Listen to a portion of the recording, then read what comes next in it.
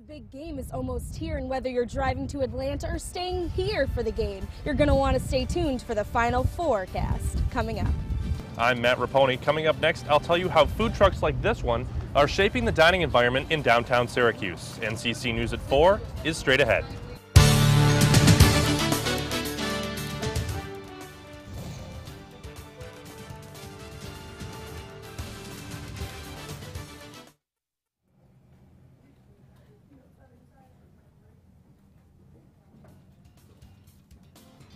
Hello and welcome to NCC News at 4 o'clock. I'm Haisel Dominguez. And I'm Alexandra Montgomery. Syracuse attorney Martin J. Rothschild is heading to state prison for at least 3 years for child pornography charges. This is our top story. Prominent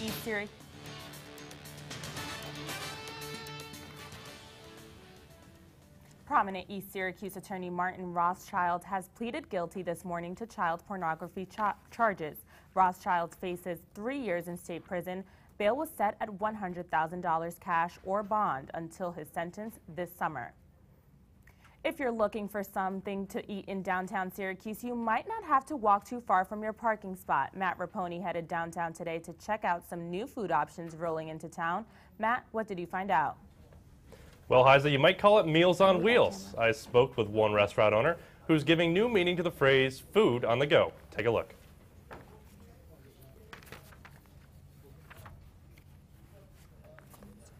Every morning around 10 o'clock, Pam Dwyer pulls up to the curb on East Fayette Street in her red van, towing her red ladybug-spotted trailer. She wastes no time setting up and saying hello to some of her regular customers. David, what's going on? I won't get in the way, just came over to say hi. Say hi to you too, hon. How was your Easter? She's been running her Ladybug lunchbox since 2001. Her customers are varied. Every walk of life. This is downtown Syracuse. They come from everywhere. An average day finds Dwyer serving over 100 hungry customers. Her menu ranges from salads to steak sandwiches. The new food offerings give downtown visitors more choices.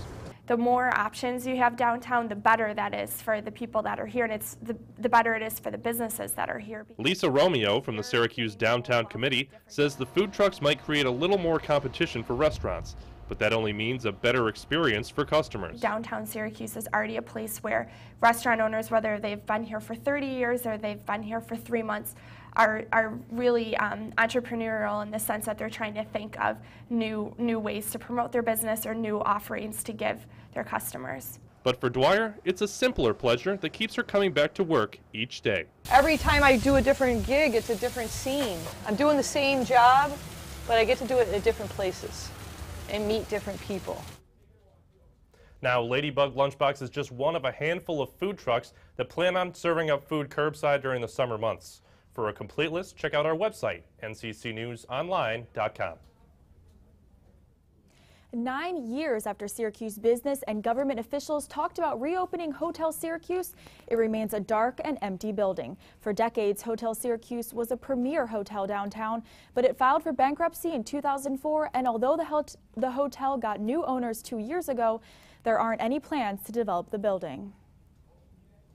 Because the people who are looking into redeveloping it don't have ownership or control of the building. There isn't like a firm timeline in place. These are more tentative and a little bit more long-term plans.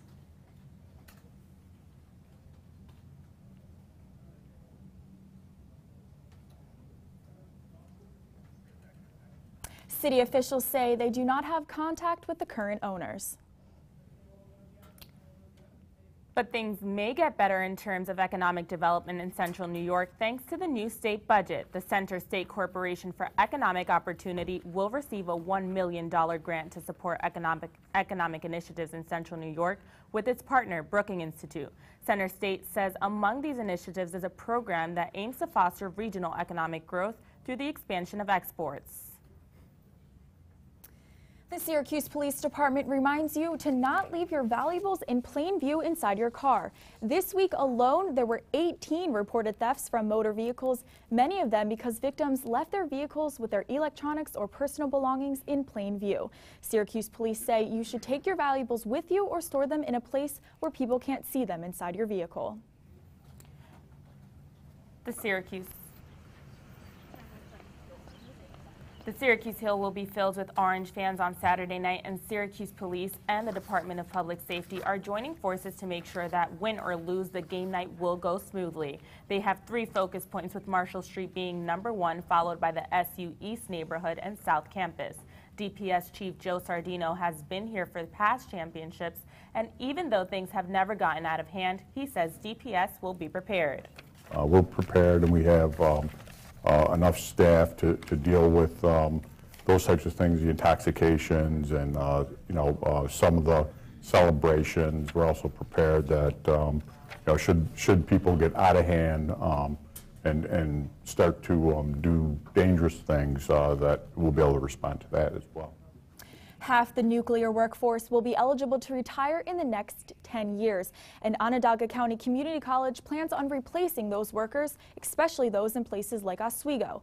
OCC is adding a 2-year nuclear energy technology degree program to their list of majors for this fall.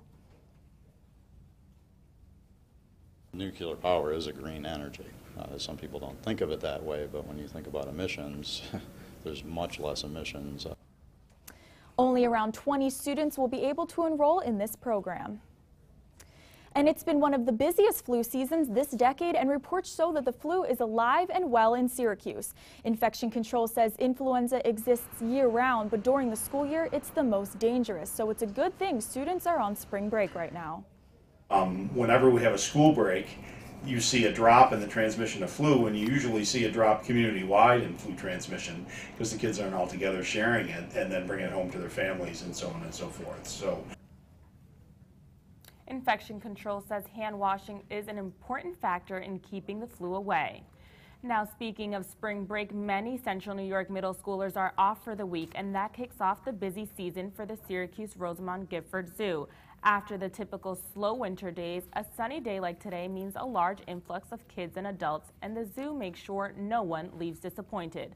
To attract people, the zoo has put together extra daily activities for guests, including meeting animal keepers, attending feeding demonstrations, and bringing them up close and personal with various animals. I think people really appreciate that we have extra things happening here at the zoo. They know that they can just come up here anyway and really enjoy themselves, but having those extra activities on top of just the normal zoo experience makes it a little extra special.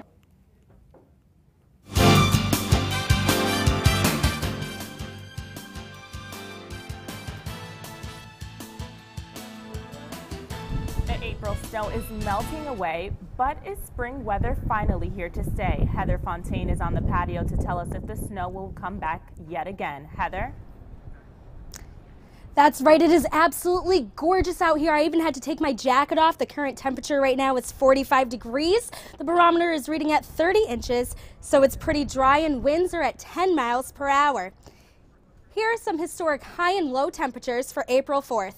The highest started in 1950. It was 78 degrees. Man, would I have loved to have been in Syracuse at 78 degrees in 1950. And the lowest low was 4 years later in 1954 at only 10 degrees. The average high was 52 and the average low is 32. Now, despite the recent cold, spring is here, which means a lot more sun throughout the day. The sun rose this morning at 6:41 and it'll set at 7:35. So make sure you enjoy that sunlight and that vitamin D. Now, the sun is shining, but will the milder weather continue throughout the weekend?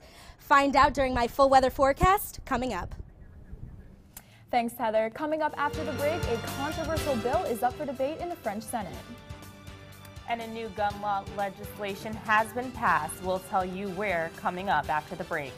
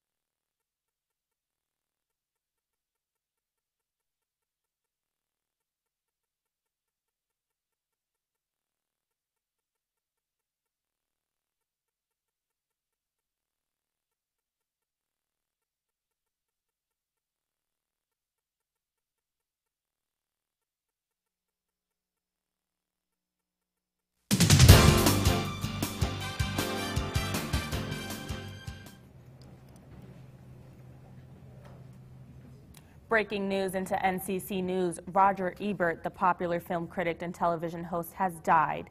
Ebert's death was reported by the Chicago Sun-Times, where he was a columnist. Ebert, 70 years old, had been fighting cancer since 2002. With the nation still feeling the sorrow of the Sandy Hook Elementary School victims, Connecticut lawmakers have approved a new gun law legislation. The bill, expected to be signed by Governor Dannel Malloy, is said to ban some weapons as well as the sale or purchase of high-capacity magazines. The bill also requires background checks for all gun purchases. And staying on the East Coast, the U.S. Coast Guard is searching for a man who was knocked into the Mobile River in Alabama after high winds blew the man's security guard hut into the water on Wednesday. This caused the Carnival Triumph to break loose from its repair dock. Fortunately, the ship was secured after several hours adrift, and Carnival said tugboats will remain next to the ship as precaution.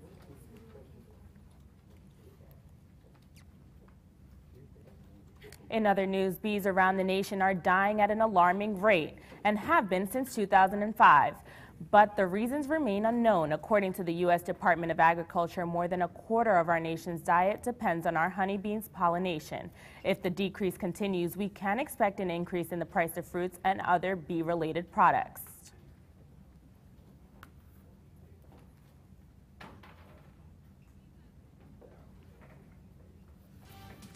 It's definitely starting to look like spring. It's definitely starting to look like spring weather outside, but Heather Fontaine will tell us if the warmth will continue throughout the weekend. Stay tuned.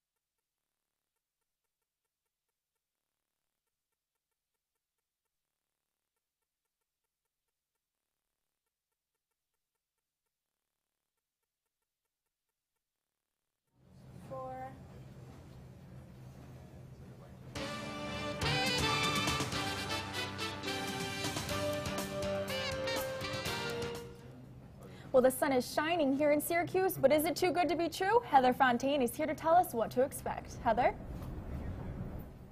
That's right. The current temperatures are beautiful right now. It is actually 48 degrees right now. The barometer is still reading at 30 inches. It's 35% humidity, and winds are going at 10 miles per hour. So beautiful that everyone is able to walk out outside without their coats on.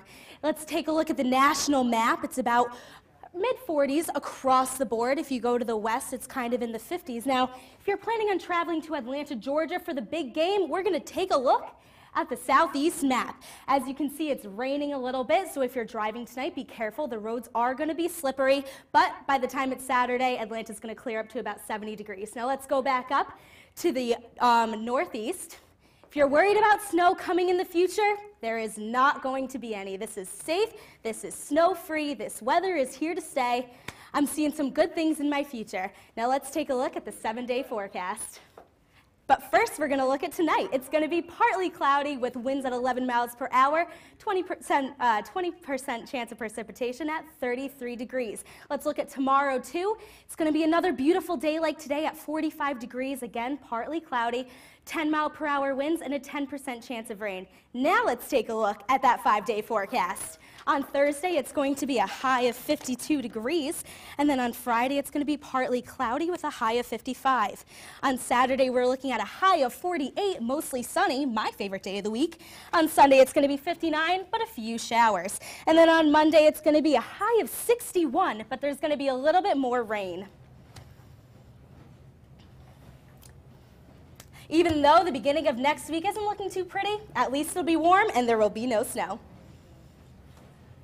Straight ahead in sports, find out how the Orange are preparing for Michigan in Atlanta. We talked to some Syracuse Chiefs stars for opening day. Don't go anywhere.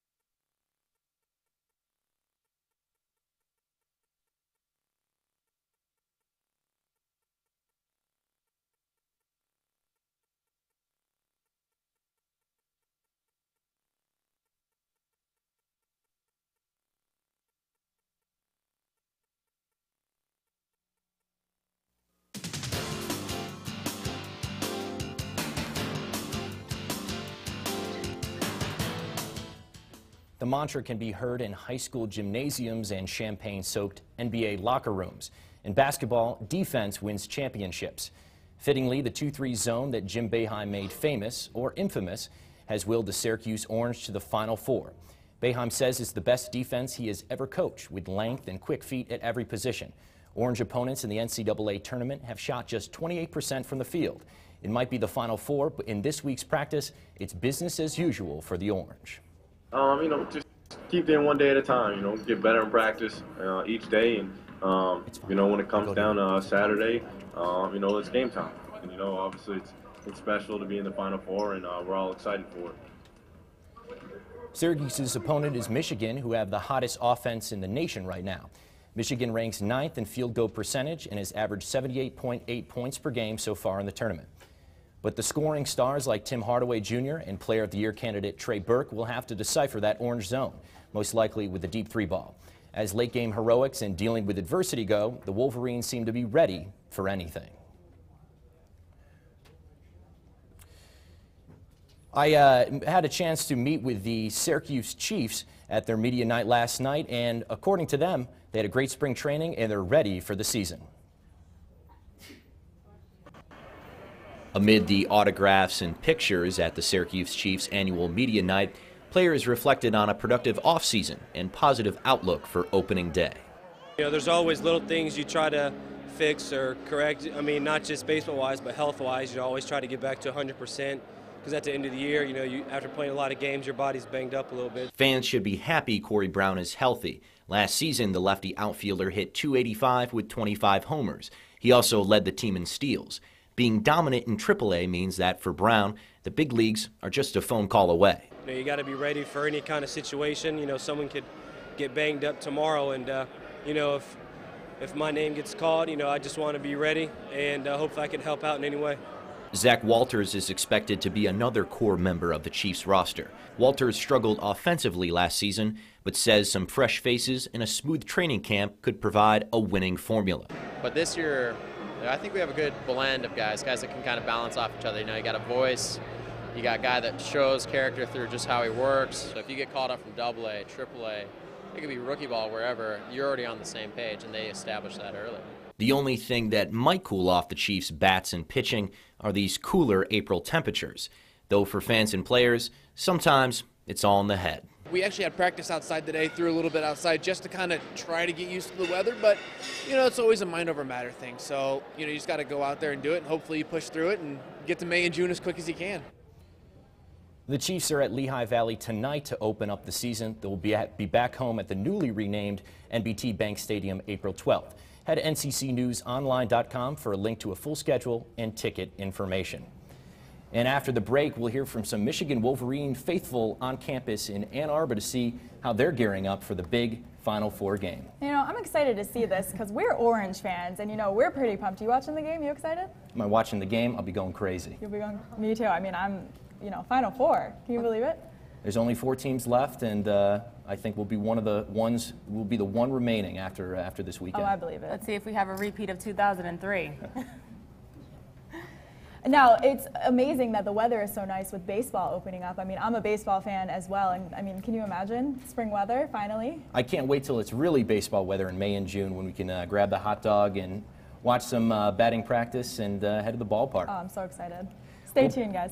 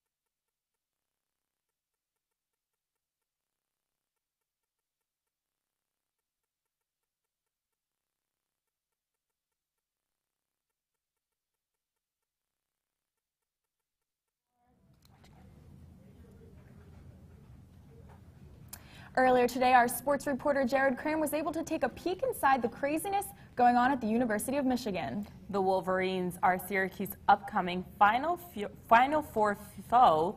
Jared? That's right. I was able to talk to 2 students at the University of Michigan, and believe it or not, they're as much hoops fans as we are. Take a look. And joining us now via Skype, we have Matt and Melissa live at Shapiro Library on the University of Michigan campus in Ann Arbor. Guys, this is a huge game, the Final Four. What's the mood like on campus right now? Well, I'd say it's pretty crazy. Everyone's getting ready to head off to Atlanta, or at least a lot of people are, especially seniors. and I think everyone's pretty excited. This is the first time that, you know, we've been in the Final Four for about 20 years or so. So it's definitely something that we're all looking forward to. So it's been 20 years. We actually won the national championship in 2003, if I have my figures right. So, but what are people doing to get to Atlanta? Are they hitchhiking? Are they taking chartered planes? What's that like? Yeah, pretty much everyone's just, some people are even hitchhiking, that's all I know. But any way they can get there, they're definitely going to make it either by car, by bus, by plane. Everyone wants to be down in Atlanta because everyone thinks that, or everyone knows in our case, that we're going to be coming home with a crown. Well, first of all, I know that one of your traditions is to wear some of the ugliest jerseys in the NCAA, those maize yellow jerseys. What are some other traditions that are on campus that will be alive and well this weekend? I definitely think that on campus, at least, you know, students love to pack the local bars and to really get into the spirit. We really try to include everybody, and I think this is one sport that people can really watch and follow. So in that sense, it's exciting because we can all kind of come together as one and really cheer on the team. And I think the traditions, the fans, these are the things that make college basketball great. Seriously, though, best of luck to the University of Michigan Wolverines, and glad you guys could give us some perspective from the other side of this game. Thanks, guys. Thank you. Thank you. Well, it seems one of these fan bases will be going home unhappy this weekend, but as I said, a great tradition for all of America to watch the college basketball this weekend. Well, hopefully it's not us. Where will you be watching the game? I'll probably go to one of the local watering hole establishments down on Marshall Street and you know, enjoy a couple adult beverages and watch the game. Enjoy it with all my orange friends. You know, I mean, it's nice to see that Michigan fans are just as excited as we are for this game, but honestly, they're gonna lose, and I feel bad because they're so excited, and you're like, oh, it's been 20 years, and I'm like, oh, that's good for you, but they're gonna lose. We are gonna make it. We bleed orange. We do bleed orange. That's all for NCC News at 4 o'clock. I'm Alexandra Montgomery.